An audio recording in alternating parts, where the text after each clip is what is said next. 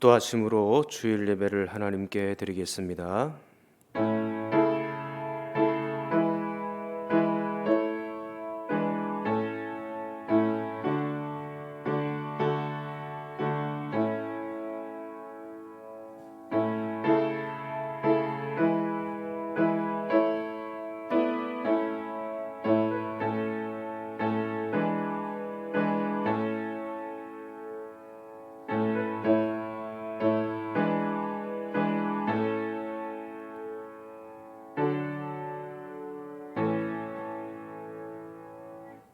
찬송가 2장 함께 찬송하겠습니다.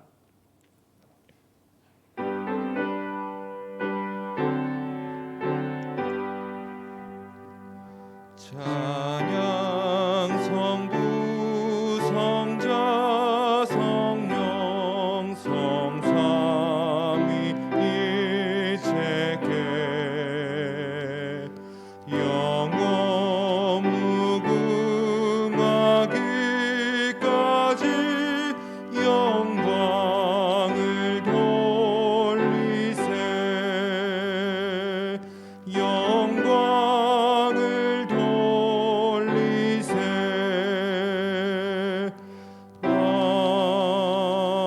아멘. 기도하시겠습니다. 여호와는 내게 복을 주시고 너를 지키시기를 원하며 여호와는 그의 얼굴을 내게 비추사 은혜 베푸시기를 원하며 여호와는 그 얼굴을 내게로 향하여 드사 평강 주시기를 원하노라. 아멘. 전능하사 천지를 만드신 하나님 아버지를 내가 믿사오며 그 외아들 우리 주 예수 그리스도를 믿사오니 이는 성령으로 잉태하사 동정녀 마리아에게 나시고 본디오 빌라도에게 고난을 받으사 십자가에 못 박혀 죽으시고 장사한 지 사흘 만에 죽은 자 가운데서 다시 살아나시며 하늘에 오르사 전능하신 하나님 우편에 앉아 계시다가 저리로서 산자와 죽은 자를 심판하러 오시리라. 성령을 믿사오며 거룩한 공예와 성도가 서로 교통하는 것과 죄를 사하여 주시는 것과 몸이 다시 사는 것과 영원히 사는 것을 믿사옵나이다. 아멘. 우리 찬송가 200장 부르신 이후에 박광래 장로님 기도하시겠습니다.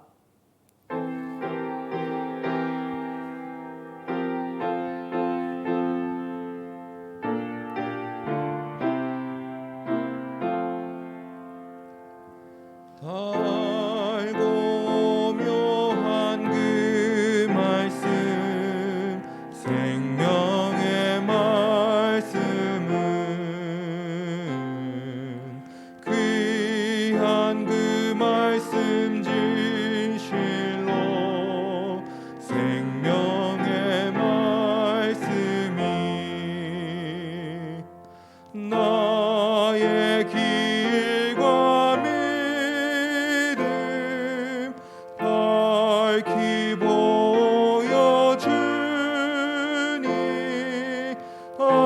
아름답고 귀한 말씀 생명샘이로다.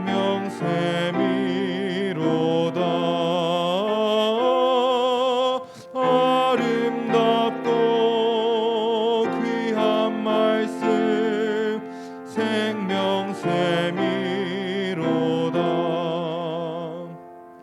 귀한 주님의 말씀은 내 노래 되도다.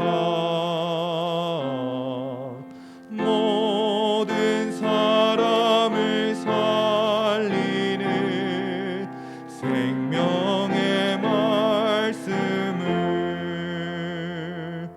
값도 없이 받아 생명길을 가니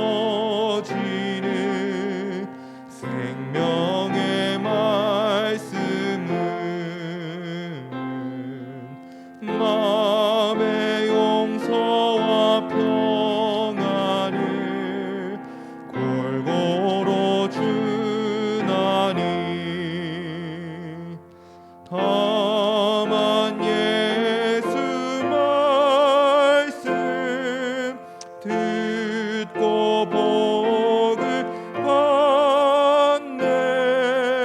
아름답고 귀한 말씀 생명샘이로다.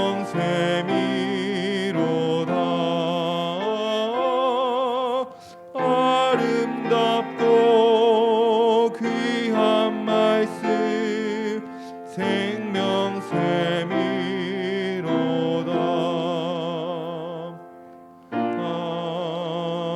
아멘.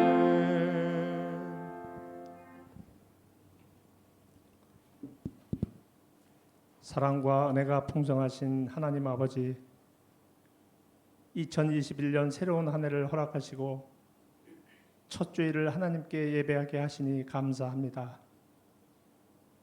다사다난했던 지난해의 어려운 상황임에도 여기까지 인도하심을 감사드립니다. 피값 주고 세우신 우리 만수중앙교회를 사랑하시고 지금까지 평안을 허락하신 하나님께 감사와 영광을 올려드립니다.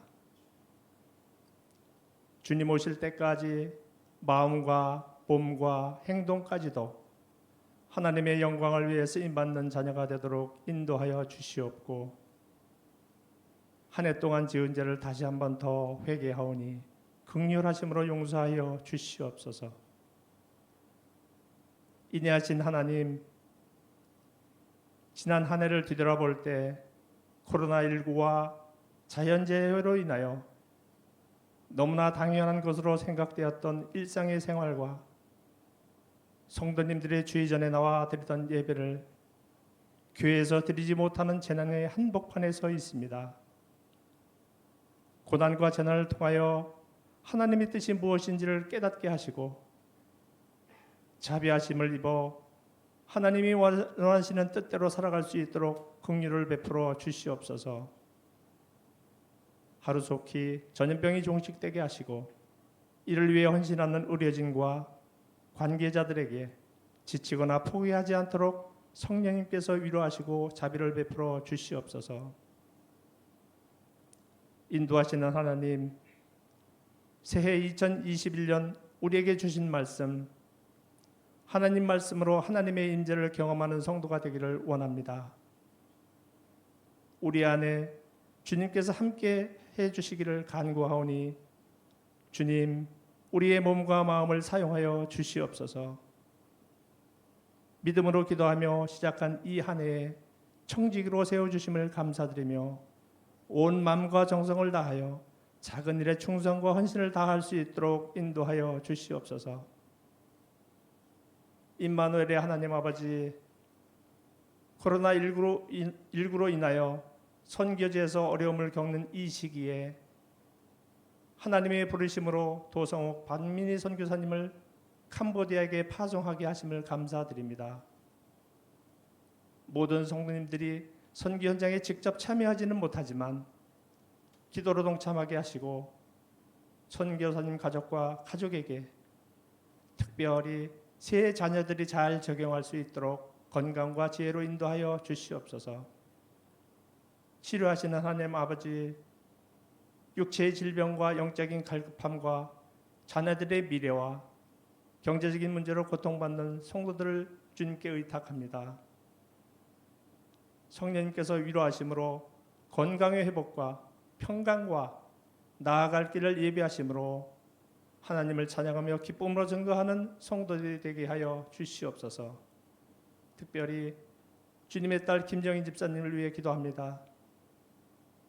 성령님께서 살아계셔서 역사하심을 체험하게 하시고 온전한 믿음과 건강이 회복되어 하나님을 사랑하고 헌신하는 충성된 일꾼으로 사용하여 주시옵소서. 이 시간 담임 목사님께서 귀한 말씀을, 하나님의 말씀을 전하실 때 성령과 지혜로 충만하게 하시고 진리의 말씀만 선포하게 하시며 듣는 우리들은 배우고 깨달아 하나님의 말씀을 순종하며 하나님 중심, 예배당 중심의 삶을 실천하는 성도들이 다 될 수 있도록 은총을 베풀어 주시옵소서. 이 시간 방역 수칙을 지키며 영과 진리로 드리는 학교 예배와 온라인으로 가정에서 드리는 모든 예배를 통하여 주님 영광 홀로 받아 주시옵소서. 감사드리며 죄에서 구원해 주시고 살아계셔서 역사하시는 거룩하신 예수님의 이름으로 기도드립니다. 아멘.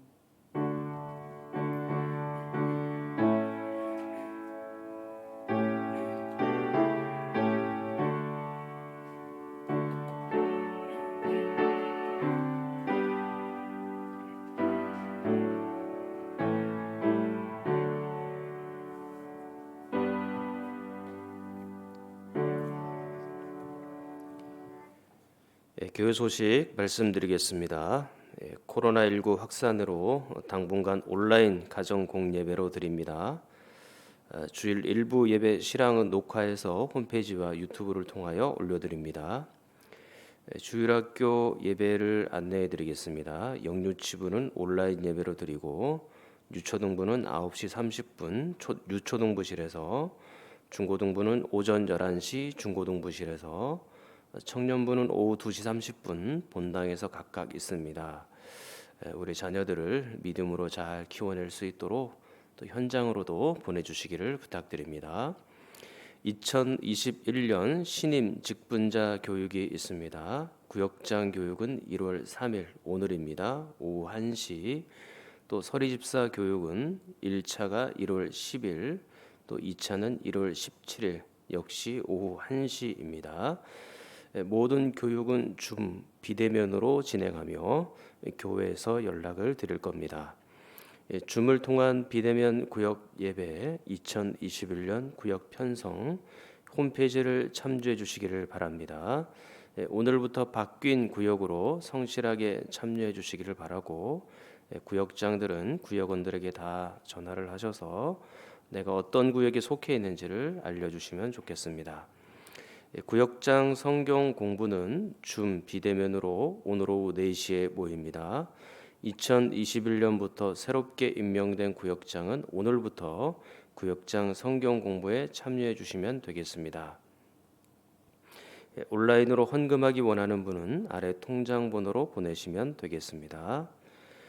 연말 정산을 신청하기 원하시는 분들은 교육자실로 문의해 주시기 바랍니다. 코로나로 인하여 전화 신청만 가능하며 서류 발급은 주일에만 합니다. 각 가정에서 수요 예배 드리기 원하는 분은 홈페이지를 참조해 주시기 바랍니다. 축하할 소식이 있는데요. 신랑 김요셉 군과 신부 우리 고을순 집사님, 김순득 권사님의 장녀인 고은하 자매가 1월 9일 돌아오는 토요일입니다. 오후 1시 안산에서 결혼식이 있습니다. 많이 축하해 주시고 기도해 주시기를 바랍니다.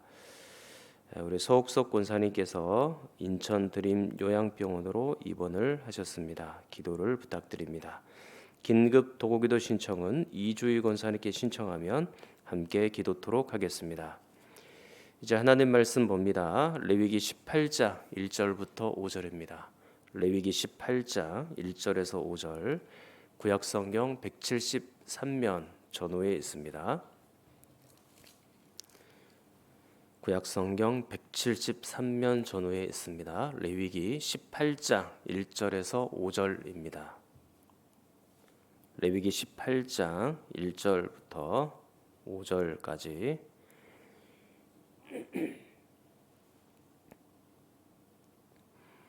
제가 봉독해 올리겠습니다. 여호와께서 모세에게 말씀하여 이르시되 너는 이스라엘 자손에게 말하여 이르라. 나는 여호와 너희의 하나님이니라. 너희는 너희가 거주하던 애굽 땅의 풍속을 따르지 말며 내가 너희를 인도할 가나안 땅의 풍속과 규례도 행하지 말고 너희는 내 법도를 따르며 내 규례를 지켜 그대로 행하라. 나는 너희의 하나님 여호와이니라. 너희는 내 규례와 법도를 지키라. 사람이 이를 행하면 그로 말미암아 살리라. 나는 여호와이니라. 아멘. 2021년 첫 주일이 되었습니다. 하나님 말씀으로 하나님의 임재를 경험하는 여러분이 되시기를 축원합니다. 때때로 우리는 직장에서조차 또 가정에서도 또 우리가 살고 있는 그 어떤 곳에서도 하나님의 임재를 다 경험할 수 있지만 예배당이라는 장소만큼 하나님의 임재를 경험할 가장 소중한 것은 없다. 그렇게 생각이 됩니다. 그래도 예배당에서는 하나님의 말씀을 읽어야 하고 또 하나님의 말씀을 설교를 통하여 들어야 하고 그리고 하나님 말씀대로 살고 싶다라는 결심을 갖게 되지 않습니까? 그것이 곧 하나님의 임재인 것이죠. 그런 면에서 여러분들은 예배당 문이 다시 열려서 하나님 앞으로 가까이 와 하나님의 임재를 경험할 날들을 또 소망하고 이 예배당에서 예배드릴 날들을 마음에 기도하면 좋겠다 생각이 듭니다. 자, 화면을 한번 보겠습니다. 이제는 레위기 세 부분, 두 부분 이렇게 정확하게 나누어질 수 있겠죠. 자, 세 부분으로 나누게 된다면 1장부터 10장까지는 제사법, 11장부터 16장까지는 정결법, 어떻게 정결하게 될 것인가, 그리고 17장부터 마지막 27장까지는 성결법, 백성들이 어떻게 성결하게, 어떻게 거룩하게 될 건가라는 거죠. 두 부분으로 나누면 1장부터 16장까지 성전 안에서의 거룩한 삶, 그러니까 성전 중심의 삶인 거죠. 자, 그리고 17장부터 27장은 성전 밖에서의 거룩한 삶, 이렇게 나눌 수 있을 것 같아요. 자, 그렇다면 17장은 두 부분으로 나누든지 세 부분으로 나누든지 성막 밖에서의 거룩, 일상을 살아가면서 이스라엘 백성들의 거룩한 삶, 그 성결법이 시작되고 있는 장이다라는 것입니다. 자, 성막 밖에서의 그 거룩한 첫걸음이 17장에 나타나 있는 것이죠. 우리는 먼저 어떻게 배웠습니까? 모든 짐승을 잡을 때는 회막 안에서만 잡으라 라고 했죠. 제사를 드리기 위해 짐승을 잡든 아니면 음식을 먹기 위해 짐승을 잡든 그 모든 것은 회막 안에서, 성막 안에서만 짐승을 잡도록 되어 있었습니다. 그 이유가 뭐라 그랬습니까? 7절 말씀에 보이는 것처럼 우상 숭배를 막기 위해서인 것이죠. 자, 그리고 왜 성막 안에서만 제사를 드려야 합니까? 그 이유는 성막 중심의 삶, 즉 예배당 중심의 삶, 하나님 중심의 삶을 살도록 하기 위한 것이죠. 아무리 성막 밖에서의 삶을 살더라도, 아무리 예배당 밖에서의 삶을 살더라도 직장 생활이나 가정 생활이나 이런 삶이 중요하다 할지라도 예배당 중심으로, 하나님 중심으로 살도록 해라, 성막 중심으로 살도록 해라 라는 말씀이 거기에 담겨져 있는 것이죠. 자, 그리고 17장 10절 이하에서는 성막 밖에서 거룩한 삶을 살기 위하여 무엇을 명령하셨나요? 피를 먹지 말라라고 했죠. 피의 의미가 뭔가요? 그 먹지 않도록 해야 되는 피의 의미가 무엇입니까? 첫 번째로는 피는 생명이라고 했고, 두 번째로 피는 속죄라고 했습니다. 속죄긴 속죄인데 대속이죠. 대신 속한다, 대신 죄를 깨끗하게 한다라는 것입니다. 그러니까 동물이 생명을 드림으로, 피를 내므로 당신의 생명, 짐승의 생명을 주어서 우리의 생명을 구원하는 일이죠. 그렇다면 이 짐승의 피는 곧 예수 그리스도를 미리 보여주는 그런 피인 것이죠. 예수님의 피는 생명의 피이며 대속의 피이기 때문인 것이죠. 그러므로 사랑하는 성도 여러분, 여러분들이 하나님 앞에 제사를 드릴 때는, 즉 예배를 드릴 때는 생명을 다하여 예배를 드려야 되는 겁니다. 이제 성도의 생명, 나의 목숨은 더 이상 내 것이 아니죠. 그것은 예수님의 것입니다. 예수님께서 나의 생명을 피로 사셨기 때문에 하나님의 것이고 예수님의 것이죠. 그렇기 때문에 예배를 드릴 때는 생명 다해서 드려야 됩니다. 온 마음과 정성을 다해서 이 예배에만 집중해야 되는 것이에요. 다른 것에 마음이 빼앗기면 안 됩니다. 정말로 하나님께 온전히 나의 마음이 가 있어야 하나님께서 이 예배를 받으시는 것이죠.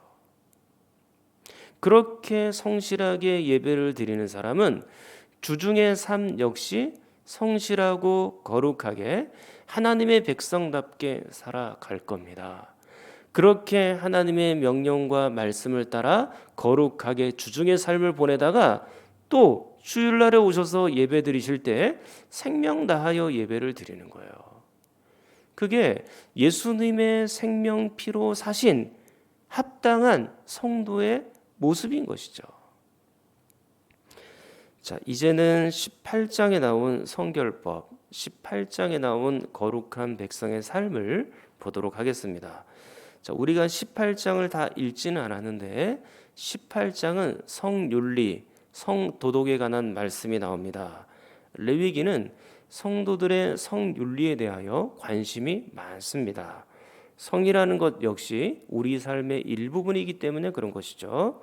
그래서 그런지 18장뿐만 아니라 20장에서도 거의 유사한 내용이 동시에 담겨 있어요. 나중에 비교해 보시면 아시겠지만 18장과 20장의 내용이 매우 유사합니다. 그만큼 성윤리에 대하여 우리에게 강조해서 말씀하고 있는 거죠.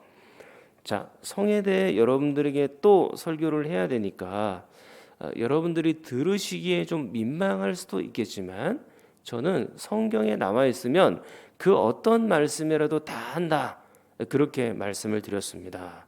자, 늘 여러분들이 이 말씀을 진지하게 좀 받으실 수 있다면 아마 여러분들의 거룩한 삶을 이어가는데 이게 큰 도움이 되리라, 저는 그렇게 확신하여 말씀을 전합니다. 그런데 오늘은 본격적으로 성윤리를 다루지는 않겠고요. 오늘은 서론격으로 18장 1절부터 5절까지 말씀을 나누려고 합니다. 자, 1절, 2절을 한번 보십시오. 같이 읽겠습니다. 여호와께서 모세에게 말씀하여 이르시되 너는 이스라엘 자손에게 말하여 이르라. 나는 여호와 너희의 하나님이니라. 아멘. 여전히 모세는 하나님으로부터 말씀을 듣고 있고 또 모세는 그 말씀을 다 들었다가 하나님의 백성들에게 이 말씀을 그대로 설교를 해야 됩니다. 그리고 18장의 첫 메시지가 뭡니까? 18장 2절 끝부분에 보면 나는 여호와 너희의 하나님이니라, 이렇게 말씀을 했죠. 자, 이런 비슷한 문구가 레위기에서는 굉장히 많이 등장하고요. 특히 18장에서는요 6번이나 강조가 되어서 등장합니다. 자, 오늘 본문 2절에도 나와 있지만 4절 끝에를 보십시오. 나는 너희의 하나님 여호와이니라. 자, 5절 끝에도 보니까 나는 여호와이니라, 약간 축약된 형태로 나타나 있죠. 자, 그리고 6절 끝에 나는 여호와이니라. 자, 21절 끝에도 나는 여호와이니라. 그리고 30절 끝에를 보십시오. 30절 끝에도 나는 너희의 하나님 여호와이니라. 자, 6번이 나와요. 6번이. 자, 엄청 강조가 되고 있는 겁니다. 근데 여호와께서 우리의 하나님인 걸 모르는 사람도 있습니까? 다 알죠. 그럼에도 불구하고 6번이나 강조가 되어 나오는 이유는 뭘까? 주로 이 문구는요 언약 관계에서 나오는 문구입니다. 지금 레위기는 출애굽하여, 즉 애굽에서 430년 종살이 하다가 탈출하여 광야를 지나가고 있거든요. 근데 이 레위기 말씀은 그 광야에서 지금 그 말씀을 받고 있는 거예요. 그런데 출애굽하고 얼마 지나지 않아서 하나님께서는 이스라엘 백성들과 언약의 말씀을 맺게 됩니다. 자, 언약이라는 것이 일종의 약속이거든요.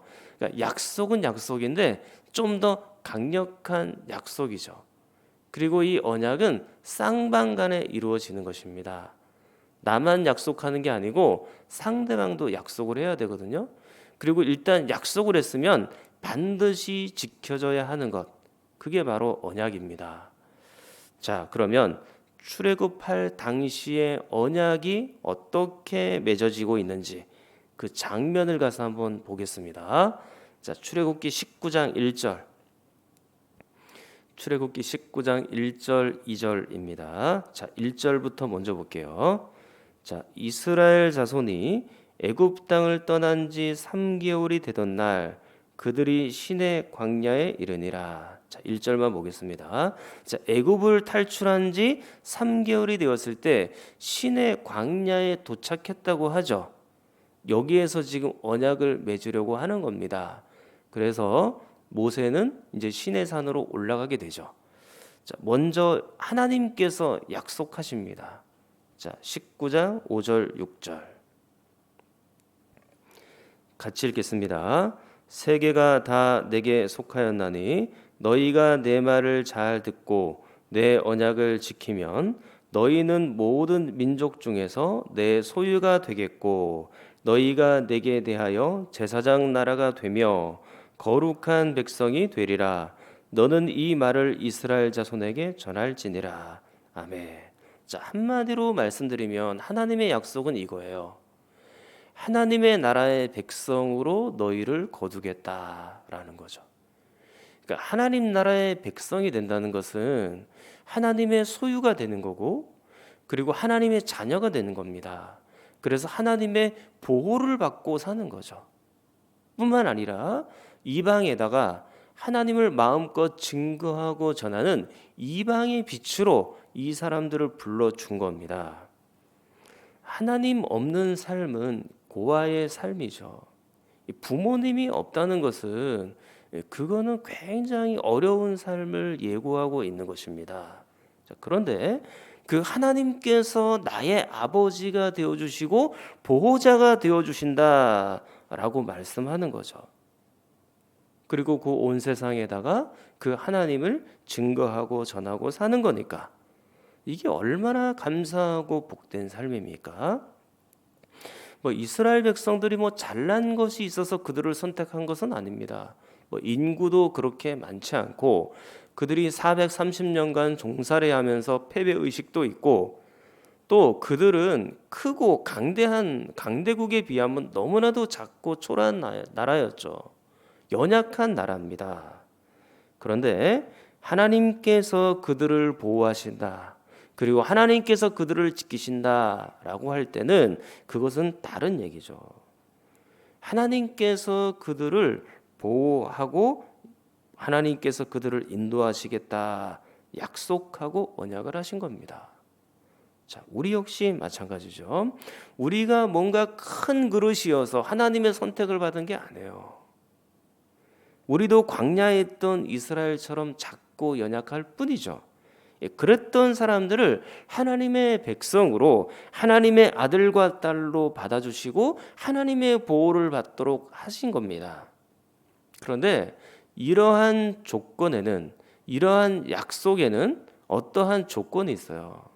하나님의 이러한 약속에는 조건이 있어요. 자, 출애굽기 19장 5절을 다시 보십시오. 같이 읽어보겠습니다. 세계가 다 내게 속하였나니 너희가 내 말을 잘 듣고 내 언약을 지키면, 자, 거기까지 읽겠습니다.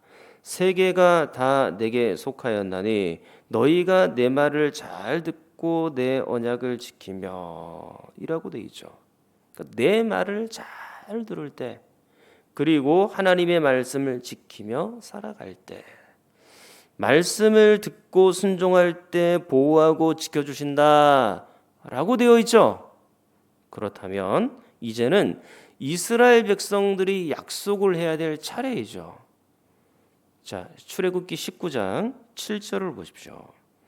모세가 내려와서 백성의 장로들을 불러서 백성들에게 또 여호와께서 모세에게 명령하신 그 모든 말씀들을 그들 앞에서 진술하고 설명을 쫙 해줍니다.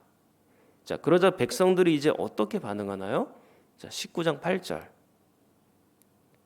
백성이 일제히 응답하여 이르되 여호와께서 명령하신 대로 우리가 다 행하리이다.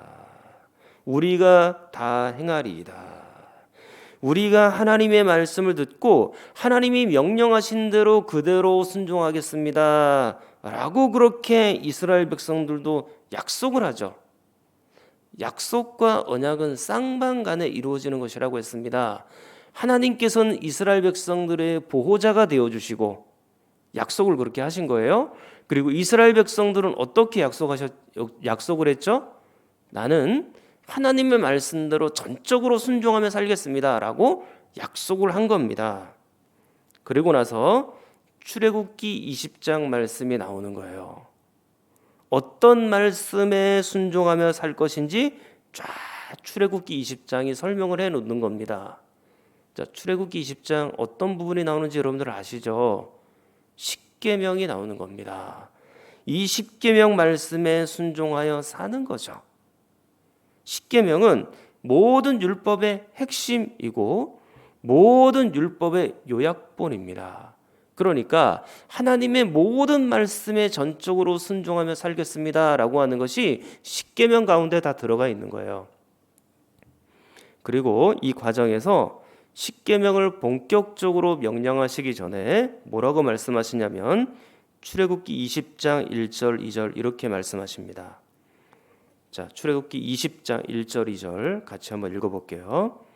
하나님이 이 모든 말씀으로 말씀하여 이르시되 나는 너를 애굽 땅 종되었던 집에서 인도하여 낸 내 하나님 여호와니라. 자, 그렇다면 오늘 본문과 한번 비교를 해보세요. 18장 1절 2절 유사하지 않습니까? 1절에서는 하나님께서 말씀하시고 2절에서는 나는 너희의 하나님이다. 그렇게 말씀하죠. 많이 유사하죠. 그러므로 오늘 이 18장 나아가서 17장부터 20장 성결법 전체는요. 출애굽할 당시의 언약을 지금 상기시키는 말씀으로 보이는 거예요. 나는 너희의 하나님이 될 테니까 너희는 나의 말에 순종해야 된다. 나는 너희의 보호자가 될 테니까 너희는 나의 말에 다 순종하고 다 따라야 된다. 이 출애굽 언약을 기억하게 하는 거죠. 그렇기 때문에 본문 2절에 그리고 4절 5절에 나는 여호와 너희의 하나님이니라 이 말씀이 그냥 나온 게 아니고요. 출애굽할 당시에 맺은 언약을 다시 생각나게 하는 그런 문구다라는 것입니다. 그러고 보면 하나님은 출애굽할 당시의 언약을 중간중간 계속 생각나기도 하셨어요. 자, 레위기 11장 44절을 보면 자, 레위기 11장 44절로 한번 찾아가서 보십시오. 거기에 보면 이렇게 돼 있어요. 나는 여호와 너희의 하나님이라. 그렇게 돼 있습니다. 그리고 45절. 레위기 11장 45절. 나는 너희의 하나님이 되려고 너희를 애굽 땅에서 인도하여 낸 여호와라. 그렇게 되어 있죠. 자, 잘 보세요. 그러면 출애굽하면서 맺은 언약을 상기시키고 있는 거잖아요. 레위기 11장부터 어떤 장인지 잘 아시죠? 레위기 11장부터 16장까지는 정결법이라고 했잖아요. 그리고 18장은 성결법 부분입니다. 그렇다면 정결법을 시작하면서 또 성결법을 시작하는 초반에 이 출애굽할 당시의 언약을 다시 기억하게 하고 상기시키는 효과가 있는 것이죠. 자, 이렇게 1절과 2절 출애굽 당시 언약을 상기시키고 나서 하나님은 두 갈래의 길을 제시합니다. 첫 번째 길은 3절이고요. 두 번째 길은 4절입니다. 자, 첫 번째 길 3절부터 볼게요. 너희는 너희가 거주하던 애굽 땅의 풍속을 따르지 말며 내가 너희를 인도할 가나안 땅의 풍속과 규례도 행하지 말고라고 돼 있죠. 자, 여기 보면 애굽 땅의 풍속, 가나안 땅의 풍속과 규례 이렇게 나옵니다. 한마디로 세상의 풍속, 세상의 가치관 그걸 얘기하는 거예요. 이것이 첫 번째 길입니다. 여기에 보면 과거와 미래가 동시에 나온 것을 알 수 있을 것이에요. 애굽은 과거 이스라엘 백성들이 머물렀었던 나라죠. 그리고 가나안은 미래의 이스라엘 백성들이 머물게 될 나라입니다. 그런데 애굽이나 가나안이나 세상의 풍속, 그들의 규례와 법도는 매우 비슷해요. 세상 나라는 공통점이 있어요. 우상을 섬긴다는 공통점이 있습니다. 그리고 그 우상을 섬기는 과정에서 성적인 코드가 너무나도 많죠. 그래서 하나님도 우상을 섬기는 것을 행음한다, 간음한다, 정말로 그렇게 많이 표현을 했거든요. 자, 그래서 18장 전체를 눈으로 한번 쓱 훑어보세요. 제가 10초 드릴게요. 10초. 18장 전체를 한번 눈으로 쓱 훑어보세요.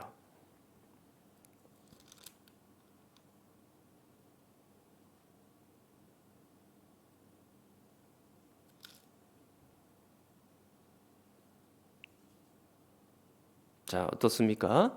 전부 성에 관련된 말씀들이 다 나오죠. 끝까지. 거의 대부분. 그러니까 이것은 세상 풍속이에요. 그리고 이것은 마치 10계명 가운데 7계명을 확장해서 펼쳐놓은 것처럼 보입니다. 7계명이 무엇입니까? 간음하지 말라는 것이에요.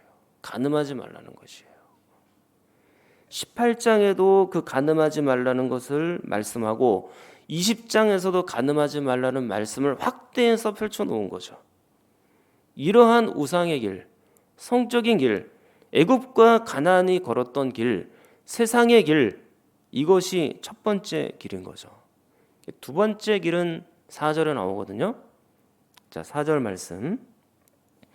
너희는 내 법도를 따르며 내 규례를 지켜 그대로 행하라. 나는 너희의 하나님 여호와이니라.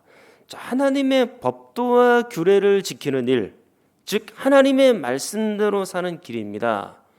출애굽할 때 언약을 기억하시죠? 하나님 말씀대로 순종하기로 백성들이 약속을 하지 않았습니까? 그 내용이 지금 여기서도 지금 나오고 있는 거예요. 이것이 두 번째 길입니다. 여기 동사들을 잘 보세요. 4절에 있는 동사를 보면 따르라, 지키라, 행하라 이렇게 돼 있죠.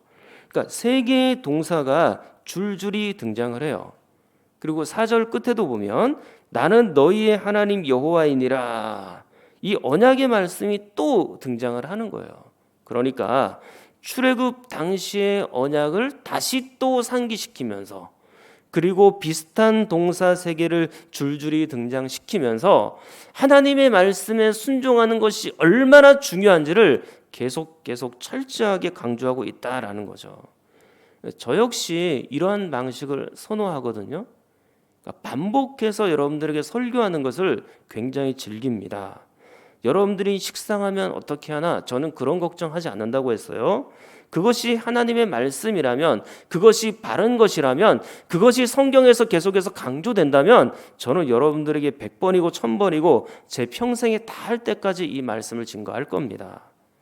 그 반복된 말씀이 우리의 영혼을 살리는 거예요. 그럼 일반 강의와 또 설교는 근본적으로 다릅니다. 일반 강의는 반복된 걸 하면 식상하고 지겹죠. 그러나 설교는 그렇지가 않아요. 일반 강의는 인간의 감정을 터치하지만 이 설교는 영혼을 터치하는 거예요. 영혼이라는 것이 뭡니까? 하나님과 상대하는 기관이거든요. 하나님을 담고 있는 기관이거든요. 그러면 그 영혼을 터치하기 위해서는 반드시 하나님의 말씀이 들어가야 돼요. 설교인 거죠. 그러니까 세상적 얘기를 잔뜩 끌어다가 설교 가운데 넣으면 영혼이 터치가 안 되는 거예요. 하나님 말씀만이 우리의 영혼을 바꿀 수 있는 것이죠. 이 하나님의 말씀을, 하나님과 상대하는 이 영혼, 그리고 하나님을 담고 있는 이 영혼은 하나님의 말씀을 반복하여서 듣고 또 들어도 거기에는 식상이란 단어가 존재하지를 않습니다. 하나님의 말씀은 아침마다 새롭죠. 듣고 또 들어도 하나님의 말씀을 늘 신선합니다. 그것이 하나님을 담고 있는 영혼의 특징이에요. 만약에 우리의 영혼에 하나님을 제대로 담고 있지 않잖아요? 그럼 하나님의 말씀을 드려도 이게 지겨워요. 재밌지가 않아요. 행복하지가 않아요. 식상해요. 그러나 내 영혼에 하나님을 담고 있다면 똑같은 말씀을 들어도 영혼이 살아나고 내 삶의 생기가 돋아나게 되는 거죠. 하나님 말씀의 능력이에요, 그게.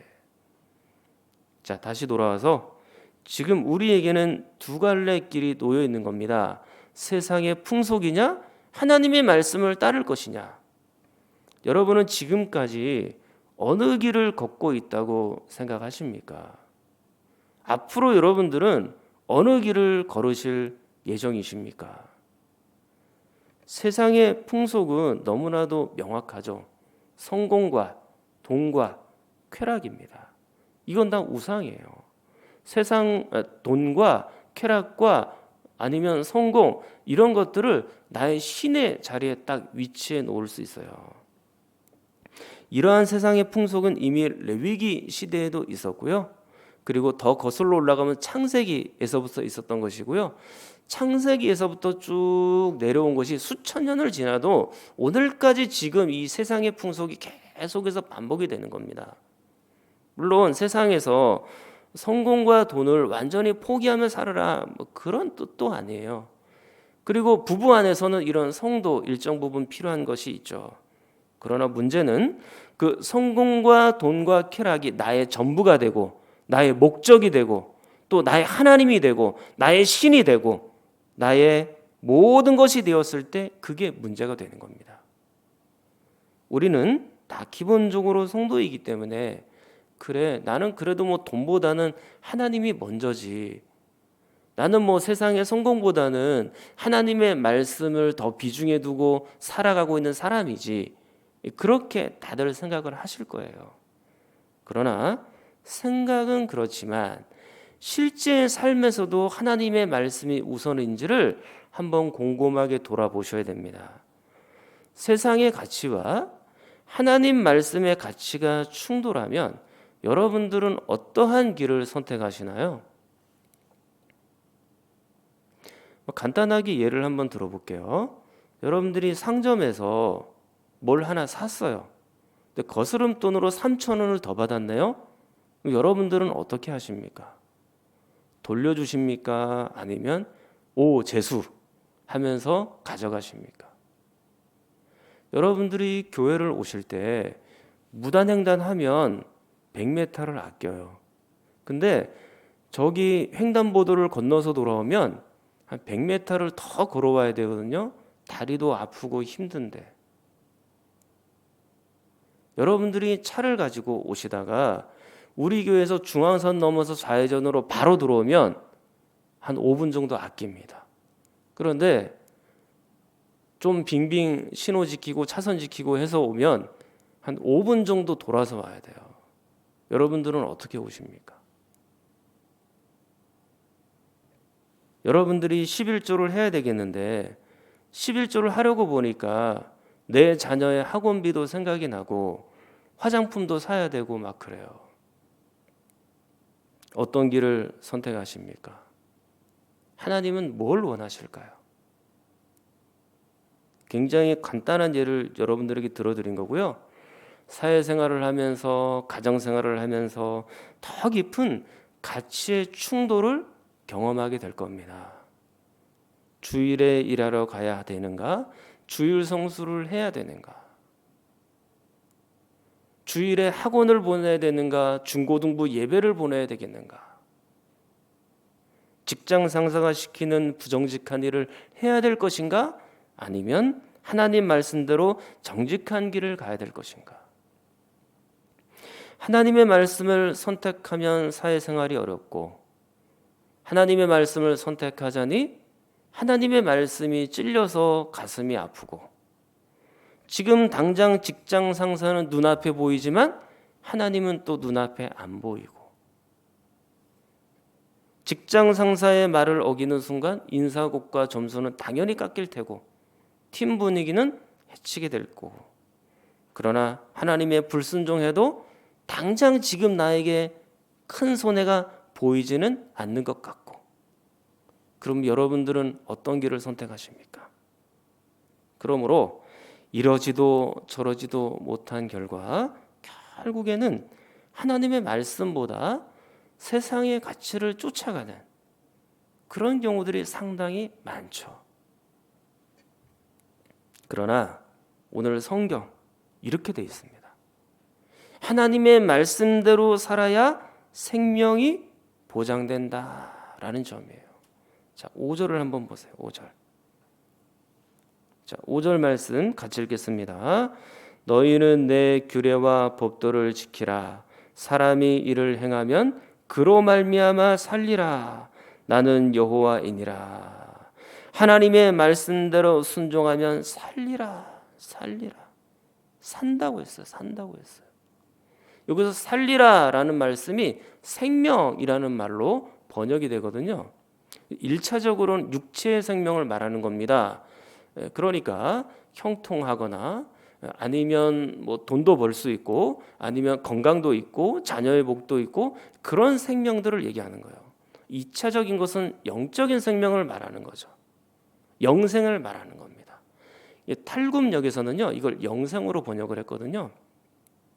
여러분들 탈굽역이 뭔지 잘 모르시죠? 간단하게 설명을 드리면 이스라엘 백성들이 애굽에서만 종살을 한 게 아니고요. 훨씬 또 몇백 년이 더 지나가가지고 또 바벨론의 포로로 또 끌려가기도 해요. 근데 바벨론의 포로로 끌려가게 되었을 때 거기서 70년 동안 종살을 하잖아요. 그때 언어를 많이 잊어버려요. 근데 구약 성경은 어떤 언어로 쓰여져 있나요? 히브리어로 쓰여져 있잖아요. 근데 그 히브리어를 잊어버리니까 성경을 읽는 것이 쉽지 않은 거예요. 그래서 이 성경을 읽기 위해서 당시에 쓰던 언어들로 번역을 하기 시작하거든요. 이 성경을. 그래서 당시에는 아람어, 헬라어 이걸 많이 썼단 말이에요. 그래서 헬라어를 구약 성경의 히브리어를 헬라어로 번역한 것을 70인역이라고 하고, 많이 들어보셨죠? 제가 여러 번 얘기를 했으니까. 그리고 아람어로 번역한 것, 이 구약 성경 히브리어를 아람어로 번역한 것을 탈굽역이라고 하는 거예요. 탈굽. 그 탈굽역에는 오늘 이 살리라라는 말씀을 영생으로 번역을 했어요. 영생으로. 아무튼 탈굽에서는 이 살리라를 영생으로 번역을 했는데, 그러니까 하나님의 계명대로 사는 삶은 영생이라는 거예요. 하나님의 말씀대로 사는 삶은 영생이라는 거예요. 근데 이게 참 신기하게도요, 신약 성경에도 이것이 영생으로 번역된 경우들이 많습니다. 자, 한번 성경을 볼게요. 자, 마태복음 19장 17절. 예수께서 이르시되 어찌하여 선한 이를 내게 묻느냐? 선한 이는 오직 한 분이시니라. 내가 생명에 들어가려면 계명들을 지키라. 자, 여기서 생명은 영생이거든요. 그러니까 영생을 누리기 위해서는 계명을 지키라 그렇게 되어 있죠. 하나님 말씀에 순종하는 것은 영생이에요. 생명이에요. 자, 갈라디아서 3장 12절. 율법은 믿음에서 난 것이 아니니 율법을 행하는 자는 그 가운데서 살리라 하였느니라. 자, 율법을 행하는 자는 그 가운데서 살리라 하였느니라 그랬으니까 이거는 어디에 있는 말씀을 인용한 것이죠. 그러니까 갈라디아서 3장 12절 말씀은요, 오늘 레위기 18장 5절 말씀을 딱 인용을 해 놓은 거예요. 율법대로 살면, 하나님의 말씀대로 살면 생명이라는 거예요. 영생이라는 거예요. 예수님께서도 이렇게 말씀하셨어요. 요한복음 8장 51절. 자, 같이 한번 읽어볼게요. 진실로 진실로 너희에게 이르노니 사람이 내 말을 지키면 영원히 죽음을 보지 아니하리라. 아멘. 자, 예수님의 말씀대로 사는 사람은 영원히 죽음을 보지 않는다라고 되어 있죠. 이 뭐예요? 영생이죠. 그러니까 하나님 말씀대로, 예수님 말씀대로 따라가는 사람은 영생의 복이 있는 것이에요. 자, 지금까지 찾아온 말씀들을 본 결과는 이거죠. 영생을 얻고자 하느냐? 하나님의 말씀대로 살아가라. 이걸 강조하는 겁니다.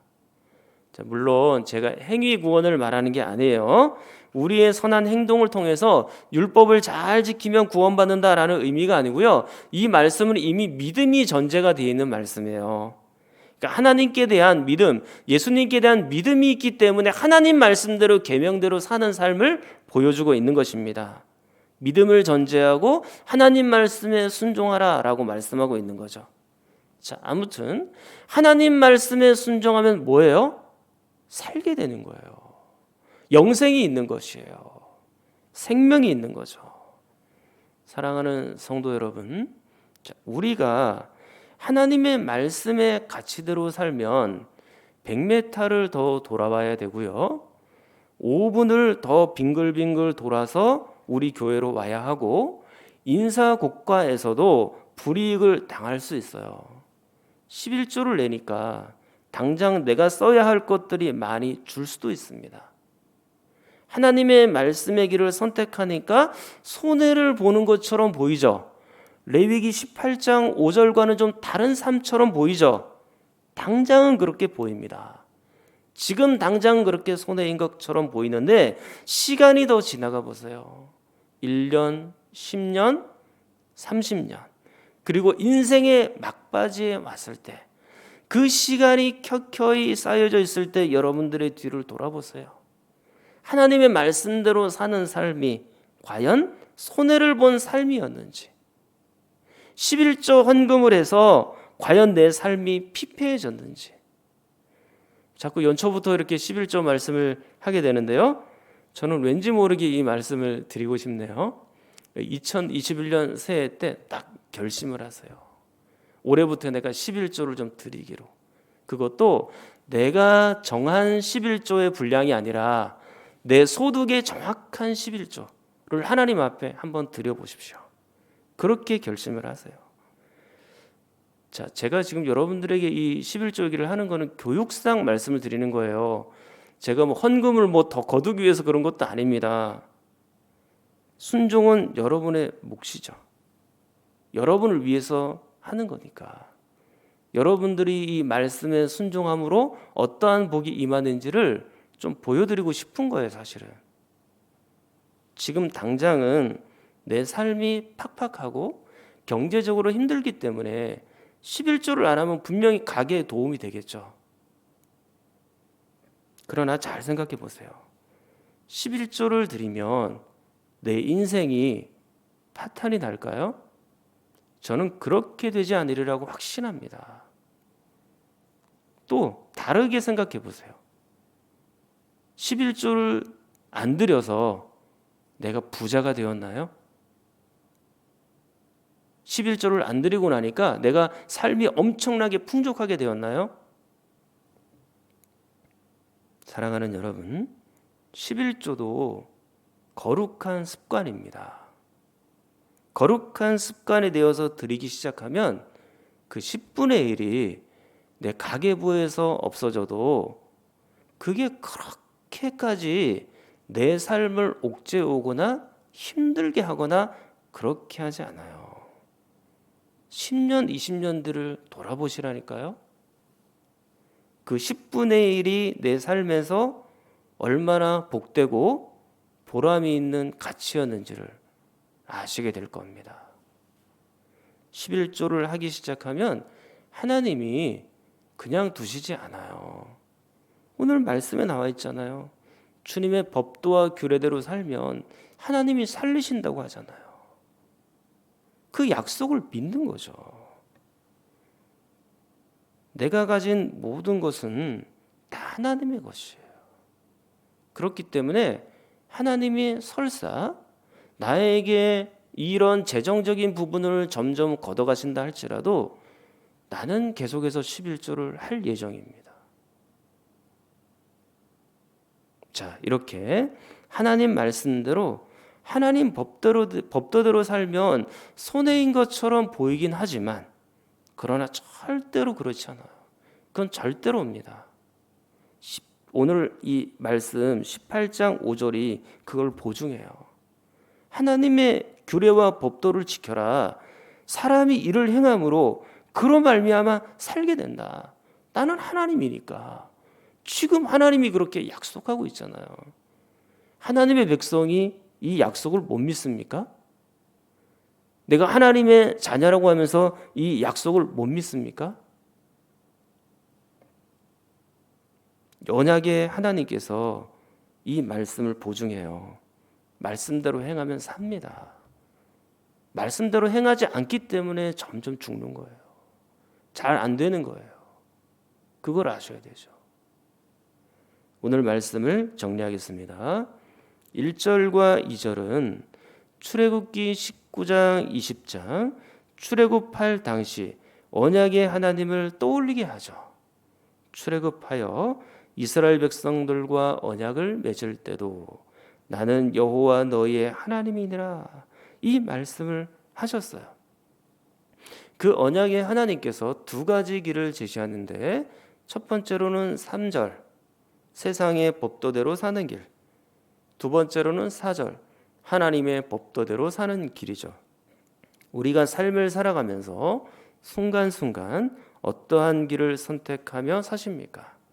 만약에 여러분이 하나님의 법도대로 살아갈 수 있다면 5절 그는 그 순종과 행함으로 마침내 살게 됩니다.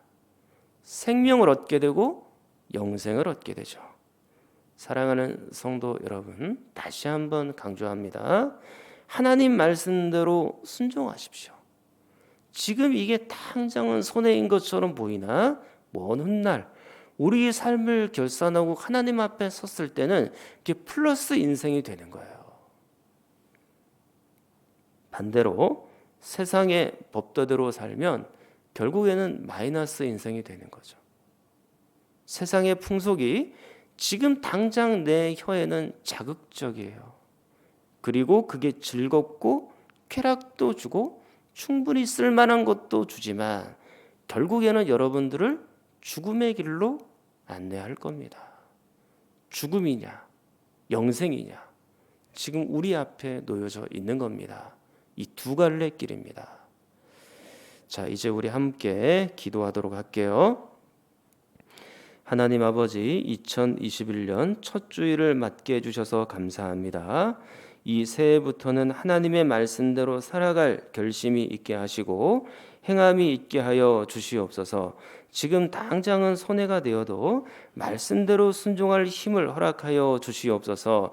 말씀을 읽는 습관, 순종하는 습관, 주일 성수하는 습관, 11조를 하는 습관, 겸손함이 몸에 배어있는 습관, 이 말씀의 가치가 내 영혼과 삶에 깊이 자리할 수 있도록 도와주시옵소서. 또 몸과 마음이 아픈 성도들을 위하여 코로나19가 더 확산되지 않도록, 또 교회 학교 예배를 위하여 수험생들과 청년들의 진로를 위하여 북녘 땅에도 복음이 전해지도록 두루두루 함께 기도합니다.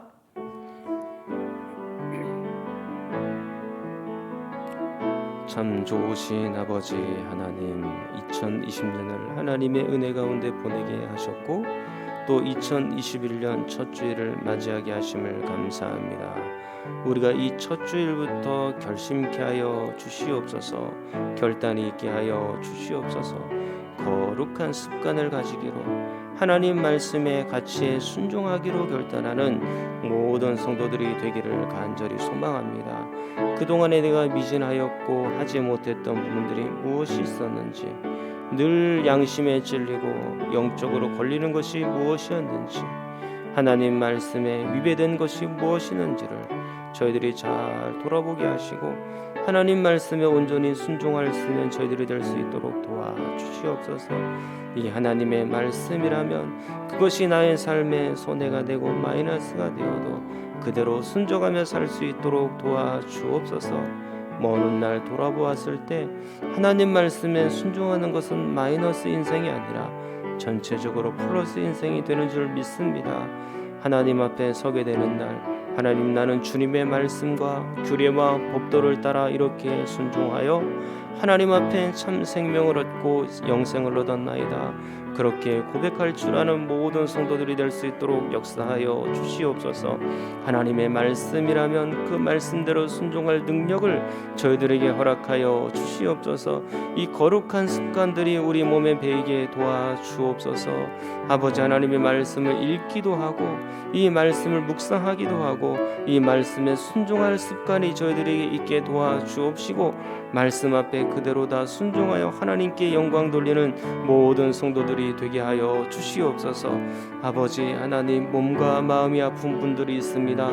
우리 성도들을 치료하여 주옵시고 위로하여 주옵시고 깨끗하게 낫게 하여 주옵시고, 하나님의 은혜로 모든 세포들을, 모든 악한 것들이 다 무너지게 하여 주시옵소서.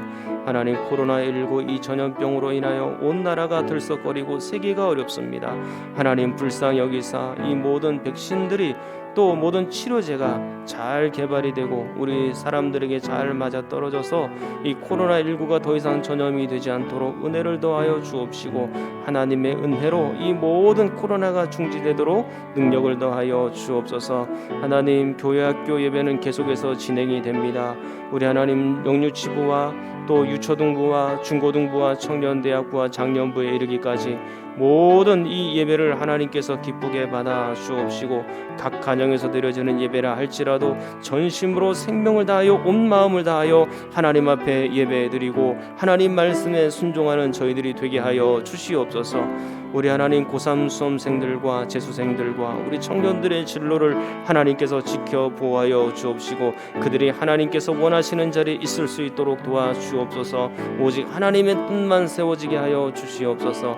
저 북녘 땅에도 예수 그리스도의 복음, 하나님의 말씀, 지금도 지하에서 예수 그리스도를 따르는 백성들이 있사오니 그들에게 하나님의 은총을 더하여 주옵시고, 절대 잊혀지지 않는 예수 그리스도의 말씀을 그들 가운데 주셔서 정말로 통일이 되어지는 날 기쁘게 신앙생활을 할 수 있도록 하나님 도와주시옵소서. 전능하신 아버지 하나님, 2021년 새해를 맞이하면서 하나님의 법도와 규례를 잘 순종하는 모든 성도들이 되게 하여 주시옵소서. 법도와 규례를 순종하여 육체의 생명과 또 영혼의 생명까지 동시에 얻는 모든 성도 되게 하여 주옵소서. 우리가 하나님 말씀대로 행하면 반드시 살게 된다, 생명을 얻게 된다 말씀해 주셨으니 저희들은 이 말씀에 의지하여 하나님의 말씀대로 순종하며 살게 하여 주옵시고, 그동안 내가 마음에 걸렸던 부분들, 양심에 찔렸던 부분들, 하나님의 말씀에 위배되었던 부분들 이제는 다 끊게 하시고, 이제는 하나님 말씀에 온전히 순종하는 거룩한 습관이 붙게 하여 주시옵소서. 하나님 앞에 귀한 헌금 드리며 바칩니다. 하나님께서 받으셔서 주님의 영광을 이루도록 하시고 각 가정이 주님의 말씀으로 살게 하여 주옵시고, 10년 20년 먼 훗날 나의 인생을 뒤돌아 보았을 때 하나님께서 여전히 인도하셨구나, 그 간증이 있게 하여 주시옵소서. 예수 그리스도의 이름으로 기도하옵나이다. 아멘. 찬송가 449장입니다. 449장 부르시고 축도로 예배를 마치겠습니다.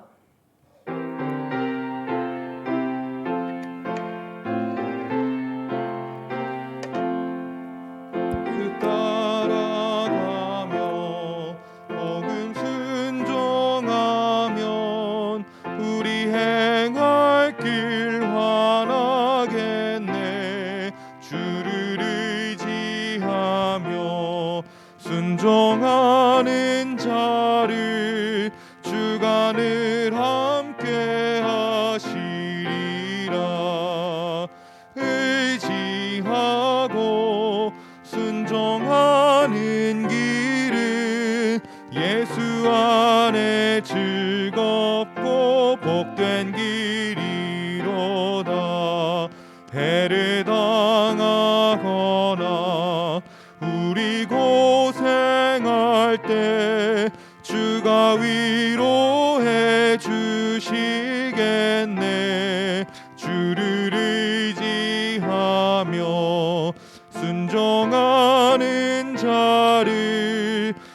주가 안위해 주시리라.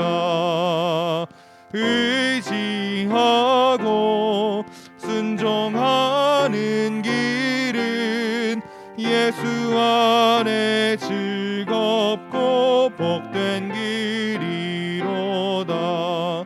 남의 짐을 지고 슬픔 위로하면 주가 상급을 주시겠네. 주를 의지하며 순종하는 자를 항상 복 내려 주시리라.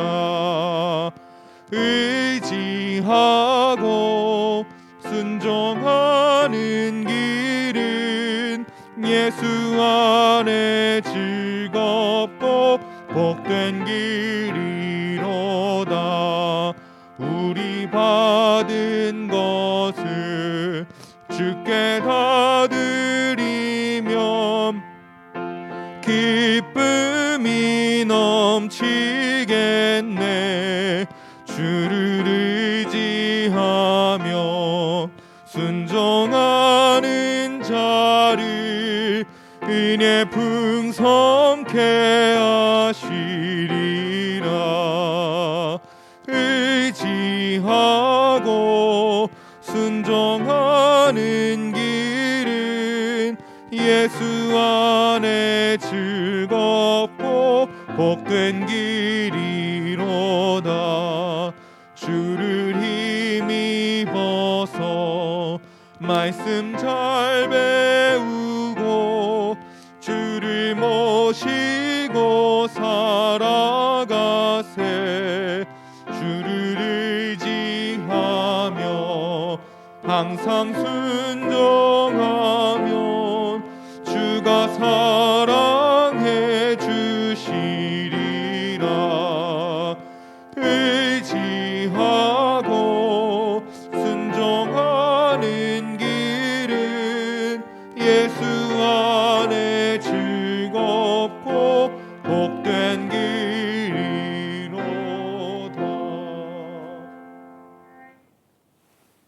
이제는 우리 주 예수 그리스도의 은혜와 하나님의 크신 사랑하심과 성령의 위로 교통하심이 세상 풍속이 아니라 하나님 말씀의 가치를 따라 살아감으로 마침내 생명을 얻고 영생을 얻는 당신의 선한 백성들 위해, 그들의 삶 속에 자녀들 위해 영원토록 함께 있을지어다. 아멘.